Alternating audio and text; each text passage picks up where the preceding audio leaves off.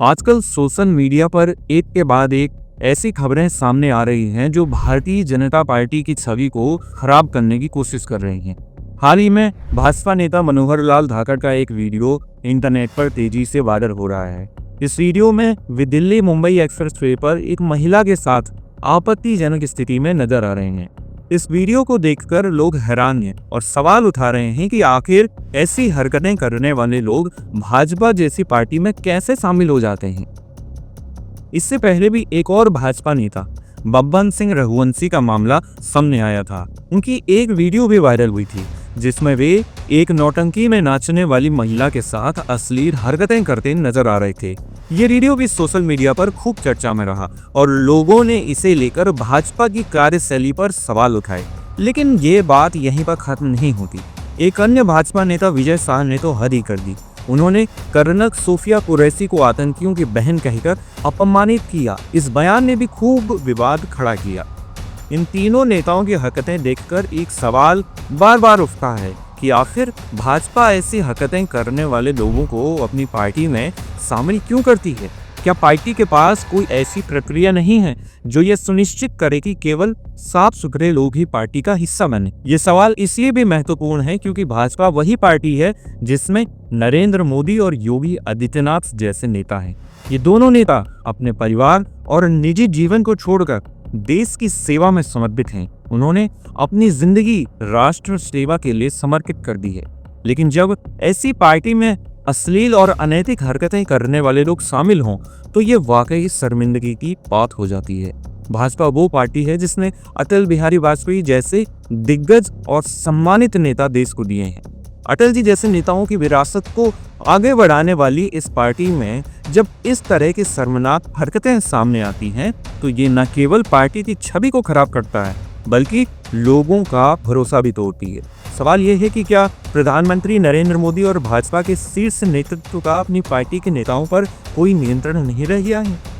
याद कीजिए 2014 का वो दौर जब नरेंद्र मोदी के चेहरे पर जोश और आक्रामकता दिखाई देती थी। उस वक्त उनके नाम का डर नेताओं और अधिकारियों में साफ साफ देखा जा सकता था। लेकिन आज वो डर कहाँ चला गया। ऐसा लगता है कि कुछ नेता खुद को अपने क्षेत्र का राजा समझने लगे हैं। वे जो मन में आता है वही करते हैं बिना ये सोचे कि इसका उनकी पार्टी और देश की छवि पर क्या असर पड़ेगा।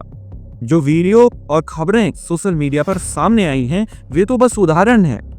हो सकता है कि ऐसे और भी कई नेता पार्टी के अंदर हों जो इस तरह की हरकतें करते हों लेकिन उनकी हरकतें अभी तक सामने नहीं आई हों।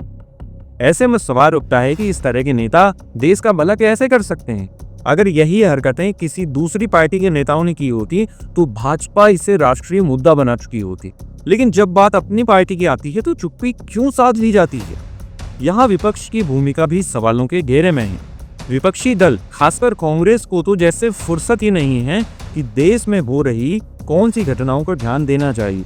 राहुल गांधी जैसे नेताओं को अक्सर ये समझ ही नहीं आता कि कब क्या कैसे बोलना। विजय शाह द्वारा कर्नल सूखिया पर की गई टिप्पणी के मामले में कांग्रेस का रवैया भी कुछ ठीक नहीं था, ढीला डाला था। विजय शाह ने इस मामले में 2 बार मीडिया के सामने आकर माफी भी मांगी लेकिन ये माफी कांग्रेस हाईकमान के दबाव में नहीं बल्कि एक स्थानीय कांग्रेस नेता के विरोध के कारण हुई। इस मामले को लेकर सुप्रीम कोर्ट तक बात पहुंची जहां विजय शाह को कड़ी फटकार भी लगाई गई। इन सभी घटनाओं को देखकर एक बात तो साफ है कि भाजपा को अपने नेताओं की छटनी करने की जरूरत है। अगर पार्टी ऐसा नहीं करती तो ये उसकी कार्यप्रणाली और विचारधारा पर सवाल उठाता है। ऐसे नेता न केवल पार्टी की छवि को खराब करते हैं बल्कि उसकी मूल विचारधारा को भी कमजोर करते हैं। अगर भाजपा को अपनी साख बचानी है तो उसे ऐसे नेताओं के खिलाफ सख्त कार्रवाई करनी होगी। हमारी कोशिश है कि हम आपको ऐसी हर खबर से रूबरू कराएं जो देश और समाज के लिए महत्वपूर्ण हो। अगर आप चाहते हैं कि ऐसी ही सटीक और विश्वसनीय खबरें आपको मिलती रहें तो हमारे चैनल सरकारी मंथन को जरूर सब्सक्राइब करें। हम आपके लिए हर छोटी बड़ी खबर को आसान और समझने योग्य भाषा में लाते रहेंगे। तो देर न करें, अभी सब्सक्राइब करें और देश दुनिया की हर अपडेट से जुड़े रहें। नमस्कार।